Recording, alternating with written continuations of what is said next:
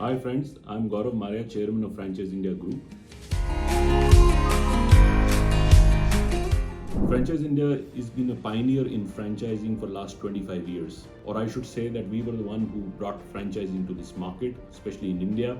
Friends, I've seen a lot of success stories, and we all know about the success stories of brands which have done extremely well in franchising. But we also have seen a lot of failures. Today I'm going to especially talk about the 5 major failures which sometimes brands are not able to guess right. So the first failure is actually setting expectations. When you do franchising and you, especially early stage, and you're getting franchises on board, you need to really set the right expectations. I sometimes feel that brands go and overcommit themselves, even to extent that they would go out and say, you just have to invest and rest is taken care by the brand, and they would ensure profitability of the business. The whole idea of franchising is that you're bringing somebody who would own and operate a business, which means that the franchisee would have to take responsibility of the performance of the business, then the brand can take. So that's very, very important to set the right expectations. Second is really about setting up kind of sometimes you give too much of flexibility to your franchisee, and they start deviating from the business model. I call the firm and the flexible rule.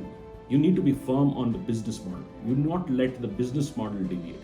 You can give a little bit of flexibility to improve things or customize things depending on the location, but changing the business model is a big risk. Third is really forecasting the investment which is required by your franchisee.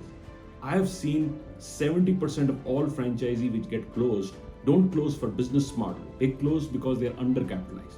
Sometimes you don't judge that the franchisee, when it's coming to you, doesn't have enough investment, or they're taking too much of loan. Because they're burdened by a lot of debt, they are not able to concentrate on the business, and business suffers and your brand suffers. Fourth point is your brand DNA. This is also a mistake. A lot of times brand owners don't realize that when you franchise, you don't let your franchisee change your brand, your identity, and everything stands for your brand. This is very, very important. I get sometimes surprised going into some of the franchise outlets and I see the brand hygiene is absolutely lost. And the fifth part, which is very, very critical, your franchisee is representing your brand. That also means that the talent working in that franchisee is also representing your brand. Rather, they are the brand ambassadors who are taking your brand ahead. So their training is also very, very critical. Companies who spend a lot of time and energy in training the franchisee staff actually perform much better than the companies which are not doing it.